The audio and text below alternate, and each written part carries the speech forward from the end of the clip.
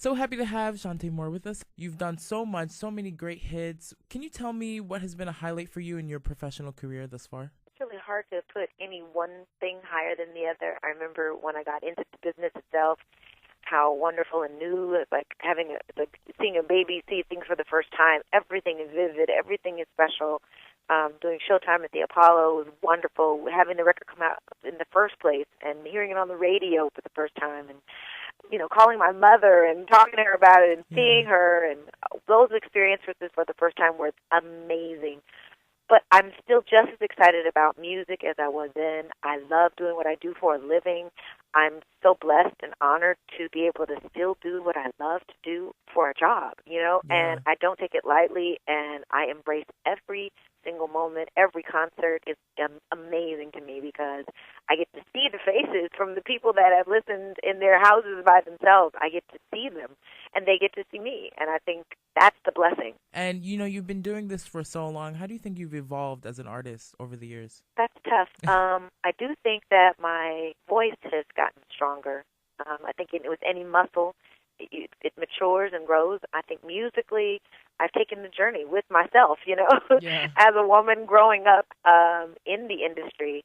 The last 20 years seems like it's been really, really fast, but 20 years is a long time to do what I do for a living, and I'm a different woman than I was then. I'm a mature, seasoned individual now, but I'm having a good time. Wow, I hope I'm just developing into a better person, and I hope my music reflects that I'm stronger and wiser and more sure about who I am from day to day, and then more confused about some stuff too, and that's okay too, is learning more about myself as I mature as a person.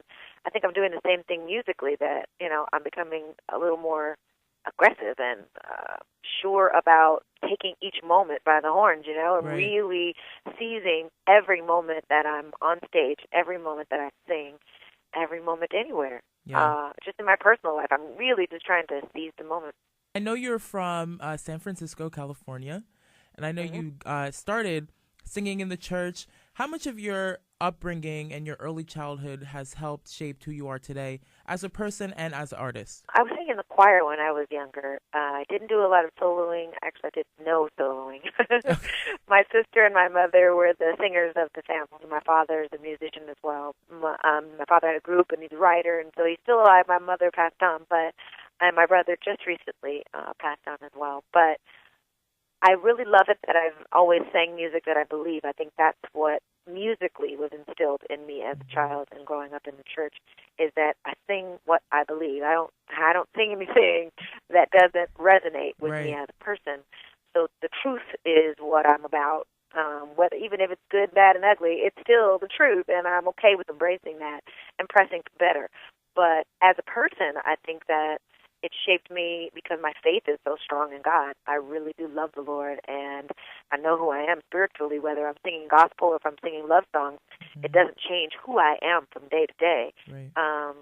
From singing a gospel song and singing a love song, I'm not singing about a different love. It's just singing about loving a different being. I love Jesus, and I've been in love with a man before, so that love still emanates from that same place, from my spirit, from my soul, from who I am, really. I want to switch gears and talk about some of the things that you're working on and doing now. You are one of the stars of the hit show R&B Divas LA. Why did you decide to do reality television, and are you surprised by the success of the show?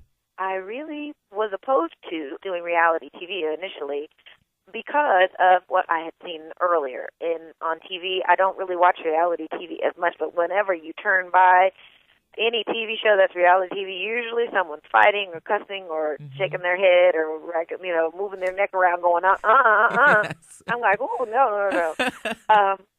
So it really was not something that was attractive to me from just scanning through. But I understand why people watch. It's the same reason why they watch soap operas, because of how it draws you in. The story, the person themselves gets you, and they go, oh, I gotta see what happens tomorrow. So I understand why we watch it and why it's like, watching a train wreck. Sometimes you're going, oh my God, I can't turn away. But for me, I really was attracted to the end result. They said they wanted it to be about music, and that really struck a chord with me. Struck a chord, that's a pun there. That's funny. But, sorry, I'm really corny. But anyway, I thought it made sense because if I'm going to expose my life, it really is about the music. It's not about, okay, Chante is going in the kitchen now and I'll be cooking chicken tonight. Right. That really wasn't as important to me as it is to capture the journey from this part of my music to that part, to really reemerge as the new artist that I am. So I was really happy to be able to really talk about music, hearing me talk. I've learned more about myself watching this show. I'm watching, I'm going, oh my God, that's the face I make when I feel that, or, right. That's what I look like when I talk, or, oh my God, look at that forehead, or look at all that hair on my head, or whatever the case is. It's just like, oh my God. So I get it, that it's a moment, but they're moment to moment you get to know that person. I think that's been the most amazing part. And we actually spoke to Kelly Price the other day, and she mentioned that she kind of alluded to the fact that she probably will not return for a season 2. Would you come back to the show? Absolutely. I had a great time, yeah. And I enjoyed interacting with the ladies and being involved in something like this. I mean, it's a blessing to be exposed in that way, and I believe that they filmed and edited us with integrity, and I felt like they really depicted who we were from day to day, or how things happened, even though they can't put it all on there. And, I understand why Kelly might not want to come back, but I do believe that what we saw, how I saw it is how I experienced it. When I saw the editing, I was pleased because that's what happened. And it's not always pleasant to see yourself. I mean, there's things I pick apart about myself, too, and I go, oh, gosh, I wish I would have been stronger there, or spoken up, or said this or that. There's always some sort of, changes that we could make, but I honestly thought they did a great job, and they kept their integrity as well. So, I actually have signed up for another year. So your latest album right now is available. It's called More is More. Can you tell us a little bit about the inspiration behind that project? More, Moore is more. Right. And I really wanted to make sure the audience, the people who do follow my music, I want you to know that this is more of what you're used to, that the sound that you've grown accustomed to in my music, the romance and the love songs and the, big ballads and things like that. That's on this album, but it's also more than you expected. I want to give you more of what I am right now as well. I say I'm matured, but I've been through a lot in the last 5 years, especially in my life, and having divorced and doing the show and living life and being a parent, a single parent again, and being in the dating world again. Those things are new and different for me. So I really have written from my heart before the show even began.